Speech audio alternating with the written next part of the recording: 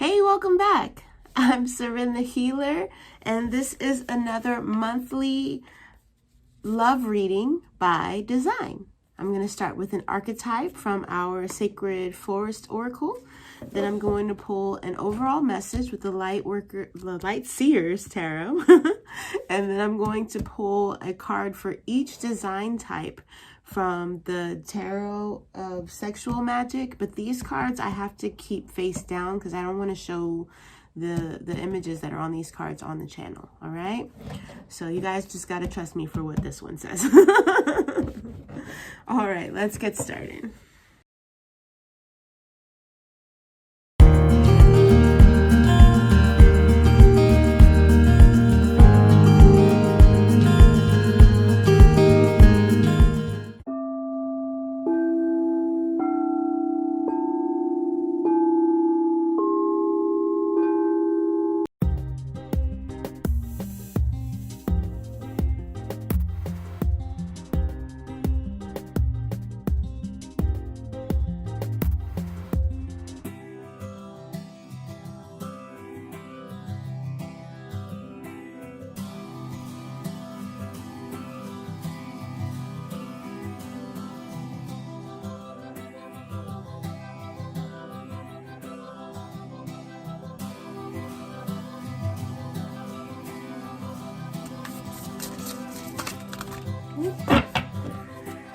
That's it.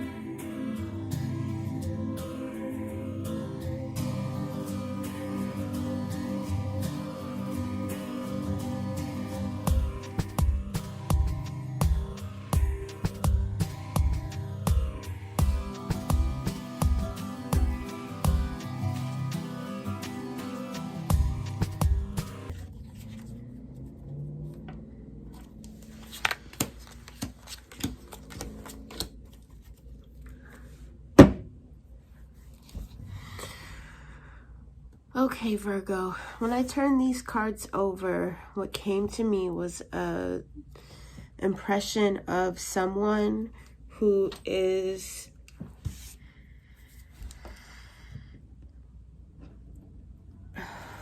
terrified to make a decision.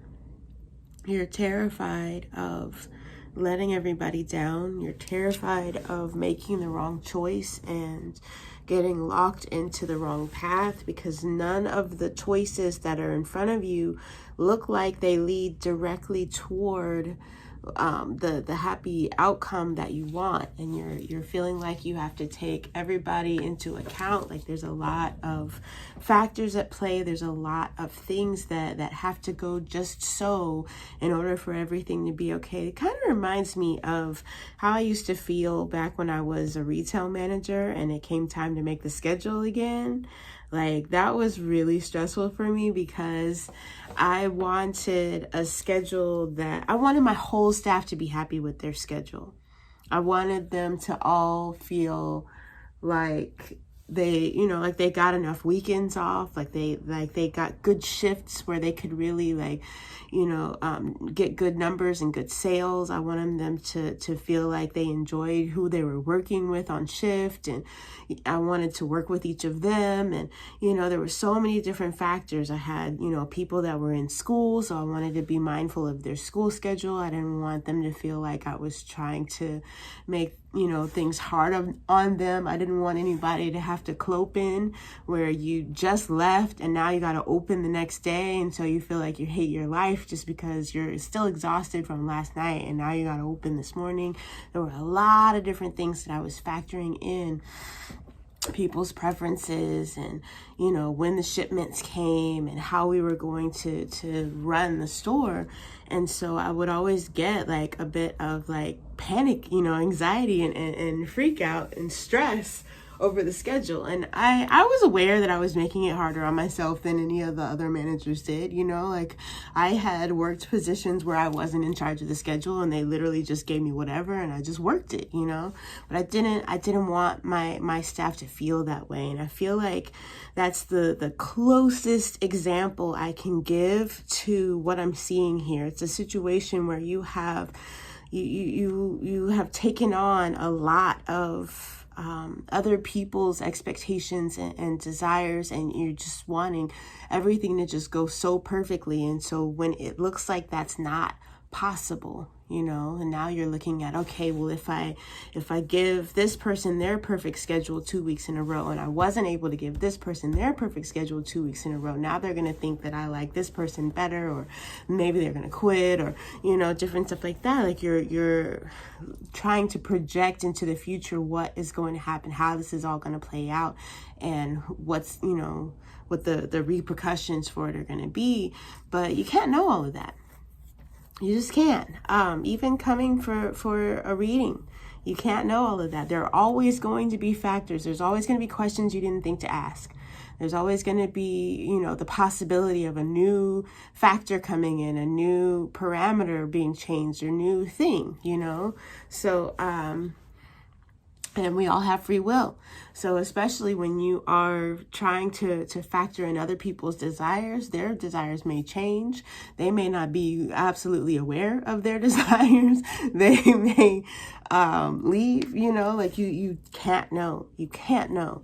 And one of my favorite things about the way that our archetype cards came out for this week is just how perfect it looks. You know, it's like, consider this, know these, you know, and let that be enough to release you so that you can move forward. Okay. So this one is telling you that you're not by yourself in this, you know, that you're not the only one who wants that outcome, that Spirit's got your back, that Jesus has your back, that your guides have your back, that you can trust your inner guidance, that, you know, you're going to make the right choice and that things are going to flow and they're going to work out. And then we've also got this meandering pathway card. And the point of this card is that the path from where you are to where you want to go, it's not necessarily always a straight line. It's not always a straight shot. You might not always go straight from high school to college. You might have to stop and work at Mr. Frosty for a little while and then go to college. Being at Mr. Frosty doesn't mean that everything has gone wrong and, oh no, I'll never get to be a lawyer or whatever.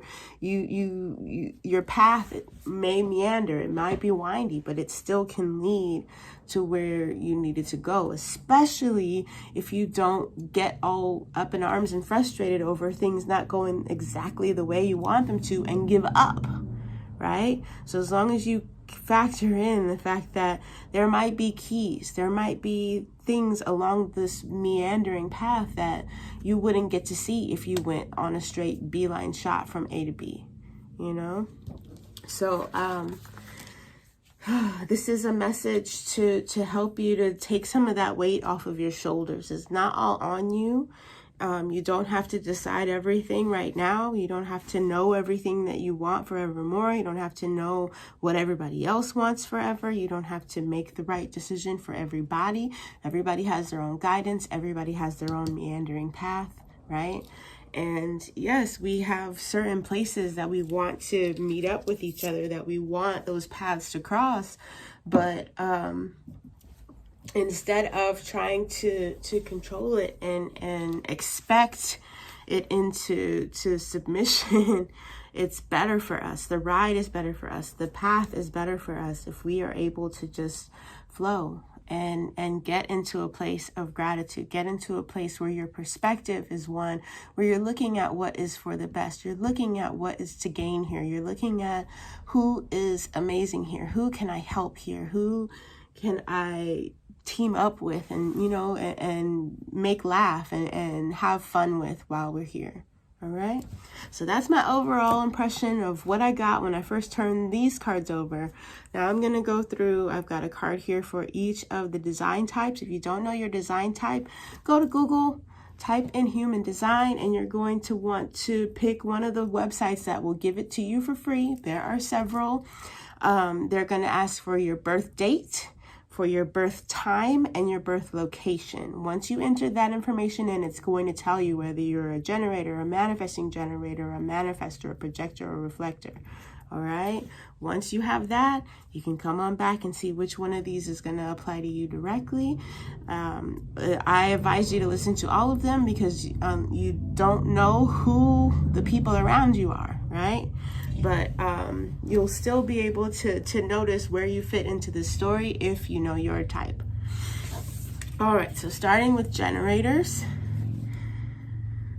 With generators, you definitely feel like you are being influenced by the desires of somebody else. You feel like you are being conditioned by their energy. And there are things that they are feeling that are heavy on you. There are things that they don't believe in anymore that are weighing on you. And you are trying to negotiate somewhere where the two of you can be happy.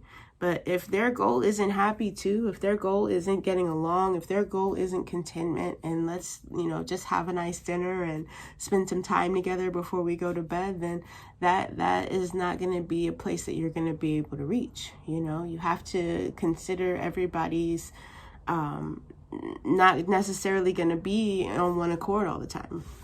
So if it's important to you to be happy, if it's important to you to have some time to unwind and decompress before you go to bed, because you know that's going to influence your dreams, which you know is going to influence your mood in the morning, which you know will influence the way that your day flows tomorrow, then that, you know, you have to make that important enough that you will sit in meditation for a bit, or you will listen to some music for a bit before bed, whatever it is that you need to do, you know. Don't require anybody else to come on the path with you. They're not all going to be able to meet you where you are because they're going to be in different places. So, yeah, if it's a situation where this person's energy is an influence over you, then you know that you need to get out of their aura in order to come back to balance within yourself, with your own energy, just to check in and to see where you're at. All right, so the camera cut me off mid-sentence. Hopefully we are able to get through the rest of this message without it doing it again. And I won't have to scrap it like the one I did yesterday. All right, so manifesting generator Virgos. You are, gosh, I feel like it's a similar situation for you where you're considering somebody else's needs above your own. And the way that they are responding to you is making you feel like you're not enough. You're having very emotional responses to the way that they're reacting You know, maybe they are really stoic, or they're not giving you much to go off of, but you've got everything invested in this outcome with them, and they seem to just be like, whatever, you know. So anytime you're in a situation like that, honestly, like, just being a human, the first response is, you know, to turn it on yourself and be like, why? What's wrong with me? What am I doing wrong? How do I need to change? What do I need to do? How do I figure this out, right? But that never works. It doesn't work. You can't go into a situation trying to manipulate somebody else through your own actions. And it took me a long time to realize that that was a form of manipulation, trying to bend and contort and change in order to, like, get the outcome that you want out of somebody. But when you word it that way, when you look at it in that perspective, it's obvious that it is, you know, even though you're cutting away at yourself in order to do it, instead of trying to convince them to change, it's still the same thing, just a different application, right? And so instead, you have to try and get a different perspective on it. Space will give you that different perspective. In this message, it looks like you've got a lot of different options, or different possible outcomes, different ways that you can go. And that's the part that has got you feeling stalled, is that you don't really know which of these options would be, you know, most desirable. But you have to go at it looking at what would be most desirable for you. What is your ideal outcome from this? And when you decide that, it has to not include that person's, like, them to do a specific thing, because you can't control that, you know? So it's like, okay, taking that manipulative I just want them, if they would just, you know, type of frame of mind out of it. If they could just see, or if they would just listen, or if I could just get them to blank, right? As long as you're there, you're at a dead end. You're at a dead end. There's no sentence that begins with that ends with the outcome that you actually want. You're just going to get that other person to double down and be like, you don't control me, you know? Or they'll, you know, go on the offensive, and now you guys are fighting, and the whole goal of it is completely lost. You know, the goal being that you want to be together, that you love each other, that you want to spend time together, that you want the time that you do spend together to be harmonious and happy and beneficial to both of you, right? So, anytime we invest so much into another person in order to get a specific outcome from them, if I do this, then they will love me. If I give them this, then they will, you know, that sort of thing. It's something that you're looking for, that you need to first get for yourself before you start to get it from other sources, right? So this is where I give my clients the activity of the list of I love. And this is a practice that helps you to switch into being able to just flow love just for whatever, you know? Once you can do that, then that's a vibration that you can access more easily. And being in that vibration more often, it causes it to, you know, you just immerse yourself in it, and you're receiving it as much as you're giving it. So the list of I love is literally an exercise where you write down all of those little enhancers, all of those little things that take something and make it that much better, right? So taking a bath is dope, right? But taking a bath with a nice little pillow that sticks to the back wall of the bathtub, where you can just kind of relax on, that pillow is a good candidate for the list of I love, right? Getting a facial plus cucumbers for the eyes. You know what I'm saying? Getting a burrito plus avocado. Getting, you know, like the little enhancers, the little extras, the little things that you can do that can make an experience that much better, right? So you've got a cold morning, and you add to that cold morning a big fuzzy sweater and a cup of tea, you know, or coffee if you're a coffee person, or hot chocolate if you're not doing the caffeine so much, right? So those add-ons, you know, are your things that you add to your list of I love, and you just build it every day, thinking of, you know, the little add-ons. What made that moment that good?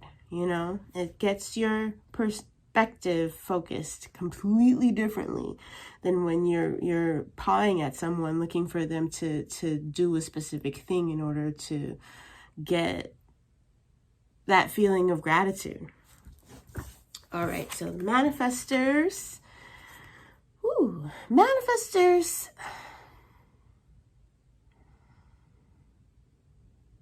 You know what? This deck is different. And I don't know.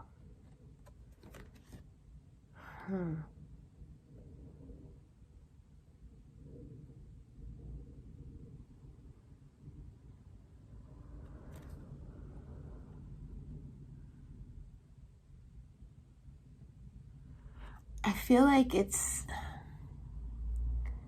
an indulgence in negative emotion.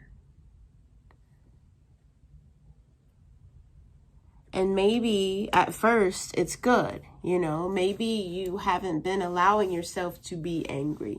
Maybe you've been suppressing it and holding it down, right?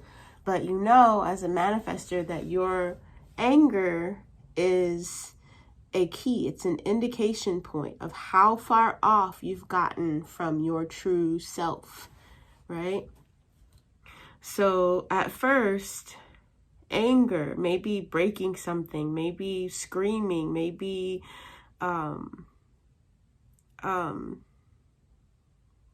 beating your bed with your pillow, you know, just getting that anger out. Maybe that's the first step that you need. Maybe you need to acknowledge that you're pissed. Maybe you need to tune in and figure out why you're pissed, and then beat the bed with the pillow, you know, or something like that, you know. It's definitely a need to express and to use that emotion to manifest, right? So if you're unaware of it, you're just going to manifest whatever. But if you actually are mindful of it, you can use it to manifest something that you actually want, right? So pay attention to that. If you have questions, I'm here to help you out. Just hit me up. For projectors, okay. So this is a situation where you have given your power over to this other person, and they are like a leader, or they're like in charge or something like that. And their responses to you are making you feel like there's no hope, and you are going through emotional turmoil, trying to decide, what do you want to do next? This is a really good time to look at your chart and go in and look at all the not self themes of your undefined centers, and see if those thoughts that are stirring up those emotions, if they are led by those open centers. This is something that I did for myself last month. It was so helpful. I started telling my clients to do it. We started going in and looking at those not self themes, and just picking out the places where that not self had decided to take over and create these negative narratives in our minds that we were just allowing to exist, you know? So definitely, if this is resonating with you, if you feel like it's a person like of authority, or a person that you have, you know, accepted as someone that is above you, someone who you have given over your power to, be it your mate or, you know, your boss or whatever, that is responding to you in a way that is giving you emotionally, you're upset emotionally, right? And so for projectors, just like we were talking about, the manifestors have the anger, The generators, both types of generators, have frustration when they're getting away from themselves and they're getting into those not self ideals, right? They have frustration. The manifestors have anger. For projectors, it's bitterness, right? And what bitterness looks like when it first starts to culminate and come out, it's you comparing yourself to other people and feeling like you deserve what they have, or like they don't deserve what they have because they don't work as hard as you, or they don't know as much as you, or they haven't done or been through, paid the dues that you've paid, right? So those are like the beginning stages of it. And of course it snowballs and it gets bigger and bigger and bigger and bigger and bigger until it's just like plain out like unadulterated bitterness, right? So look at that to see like, where are you on that scale between, what is it? Bitterness and satisfaction? No, it's frustration to satisfaction, anger to peace, and bitterness to, I think it's appreciation, something like that. Acknowledgement. I know that the goal, the thing that is the most satisfying to the projectors, to be recognized for what you know, and acknowledge that you know what you know and that you're good at what you're good at. So it's something along those lines. I'm not going to go and like dig and get my book right now, but definitely it's a situation where you have, you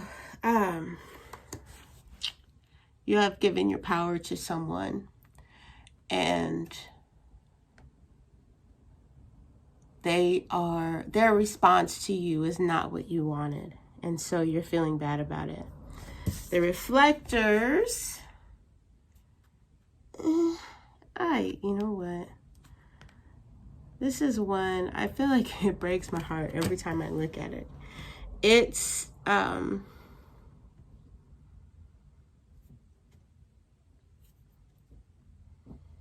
it's something, this is a connection or a relationship or something that happened in the past.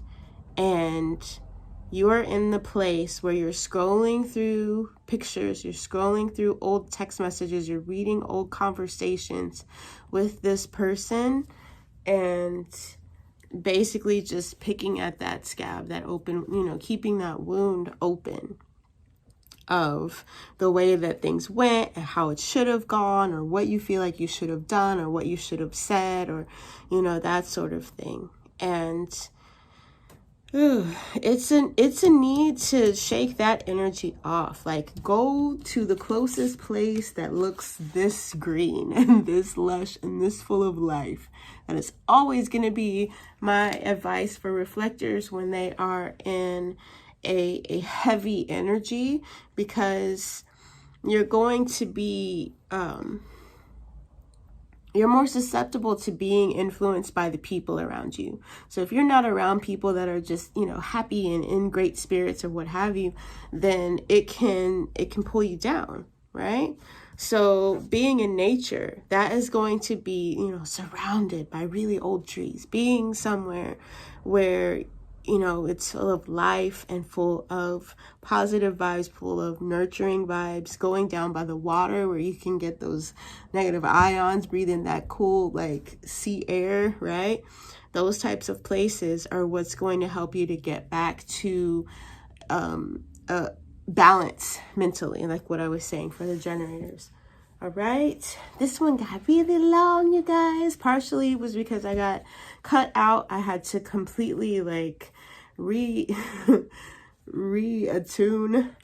in the middle of this. But I hope it's helpful. I hope you enjoyed it. I hope that you guys are able to get through this energy with some, and actually pick up the keys that you were meant to get along the way.